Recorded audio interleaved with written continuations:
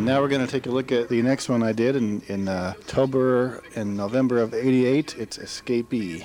This was for the U of A intermediate video production class, of course, and but we also were able to do some of the editing at Tucson Community Cable. They kind of had an affiliation.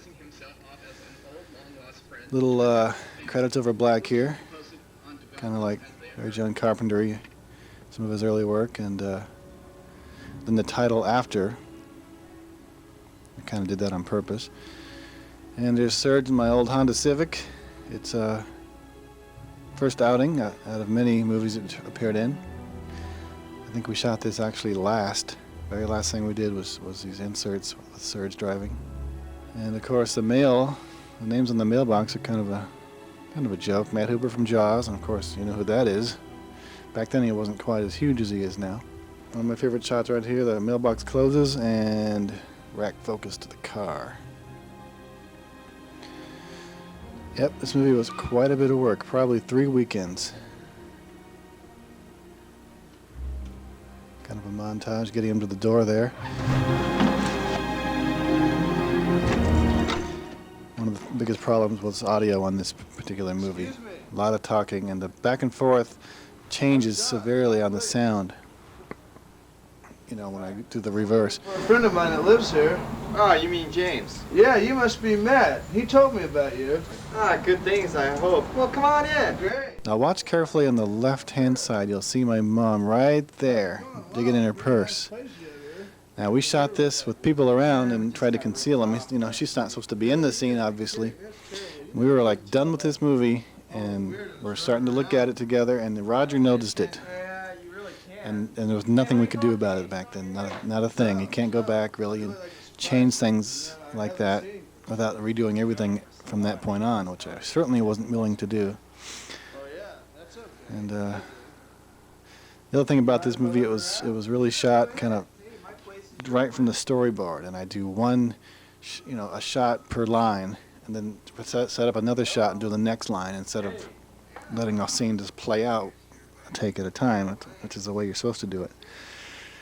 Funny thing about this is that Tom, of course, is in the same house that Serge is in, but he's supposed to be talking to him at, Tom's office or whatever. It's a room we never showed. The door was always closed, so we could pretend like he was somewhere else. Tom's first time on screen, of course, he went on to become Arizona Smith and other things. Real nervous here, real self-conscious, you can kind of tell. Later on, he got real good, much better, much more comfortable with acting. I guess we've made 5 movies together. Some screwed up editing here. All the cuts kind of remind me a lot of very 80s style editing. Cut to a close-up of the phone hanging up and, cutting on the action, like right here. Well, when he opens the drawer to the gun, you'll see the cutting on action example.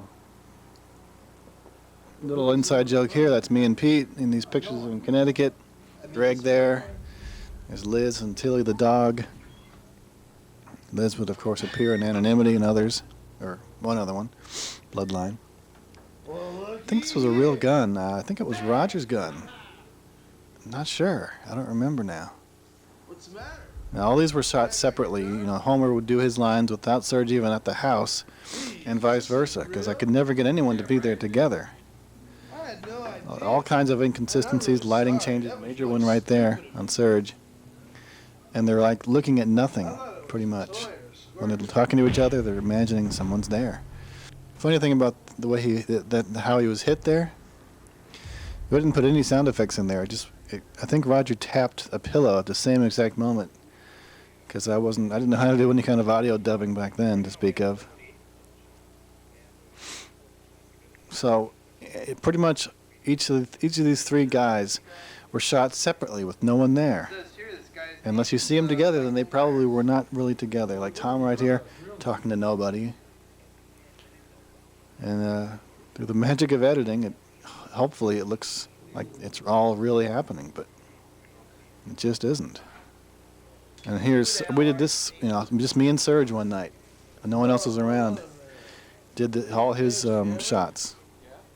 And the funny thing about some of these shots of Homer on the ground is that the T-shirt you'll see occasionally on the left-hand side is Kyle's. Kyle stood in for Serge. I said, you know, wear the white T-shirt, take his wallet when he gives it to you, and pretend like you're going to be Serge. And we never showed anything past his arm. So Serge was not there for this entire scene. Talk about an editing nightmare, especially when you're doing it non-linearly, having to go all over the place, all over the tape, looking for the Serge shots and then looking for the Homer shots. Oh, I have no idea how much easier it is today with computer editing. I'm probably going to redo this movie one of these days, re-edit it, and see if I can make it better, because it's a real mess. It's a real mess. And the biggest problem, I guess, was because the actors were never there at the same time. And this three-shot here of the three of them was pretty much the only time the three of them were in that scene together. I just said, at least for one shot, can I get the three of you together and then stand there and walk away? And that was it. Wait, hold on. Let's try it. I'm supposed to come out here and this thing always. Oh, I can do the whole door. Try it.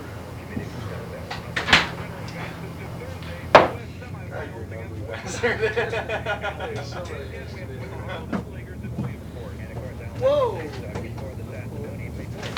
Everything okay?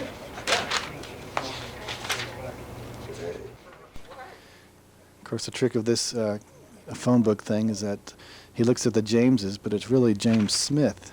That's why I got so many Jameses in Tucson, Arizona. It's a nice dolly over to the radio. And the trouble is, the radio shot kind of lingers way too long.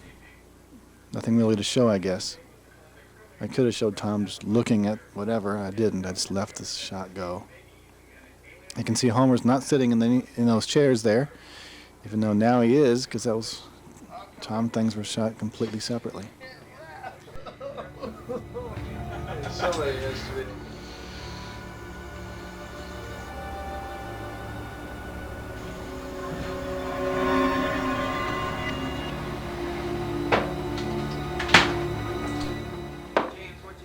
It's kind of an attempt at a rack focus here with Serge and Homer. It's a cool shot. Kind of pans. It looks like a scan and pan, really.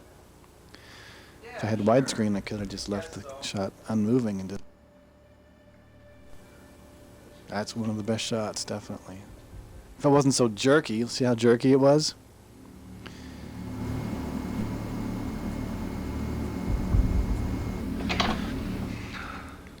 Now this scene initially I was real proud of. I thought this was such a tight scene, but when I look at it today, it's such sort of over-the-top, serious, goofy dialogue, especially on Serge's part with, "Aw, man," and "great," you know. It's pure campiness. But at the time I was like, this is so intense, this is so scary, what are they going to do? You can see the light there in the reflection, the umbrella light. Right. And Tom was he was trying real hard to be serious, but this whole scene comes out as just, I don't know how to describe it. It's just laughable. They did a great job memorizing the lines, that's for sure. But I don't imagine Tom imagined this would come out as campy as it is and whatnot. There's that ridiculous light. I guess you can't tell what it is unless you knew.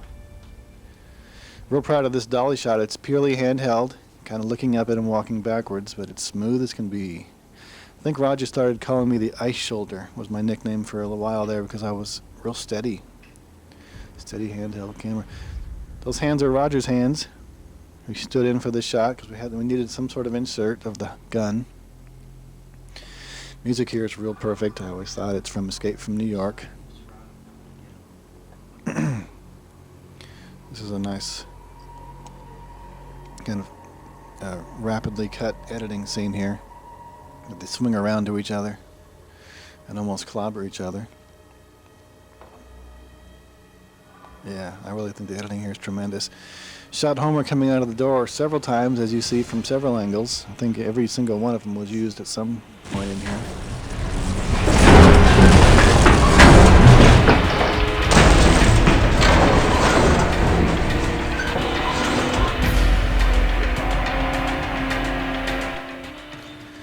And into the living room.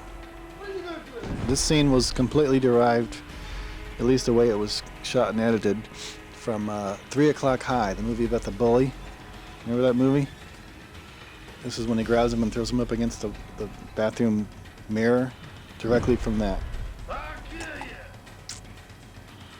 Homer was completely drunk, by the way. I need to mention that.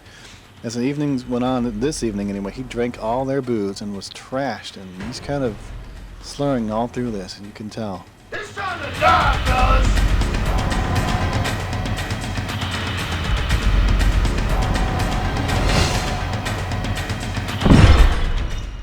Here's my Uncle Mike, real cop at the time. Now he lives in Hawaii.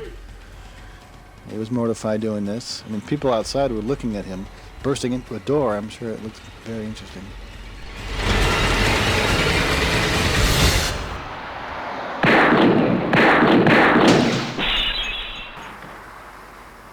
Police believe that the escaped convict John Williams is responsible for the killings of One of the things I really love to do is put the camera in odd spots, refrigerators.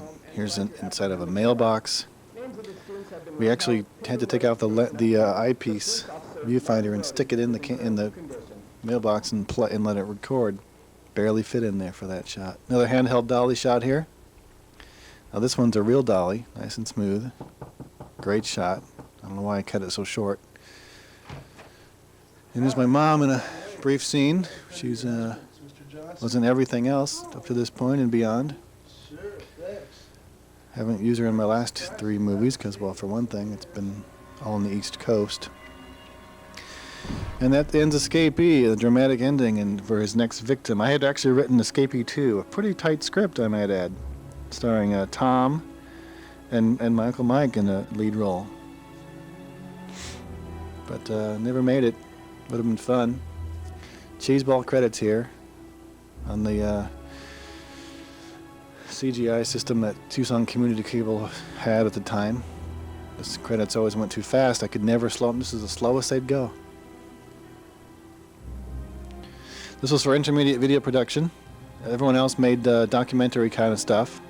And I had to I kind of lied to my teacher saying, well, I'm going to make kind of a America's Most Wanted kind of thing about criminals and people who are in jail, but secretly I was making my little narrative short film, purely fictional. And then everyone loved it.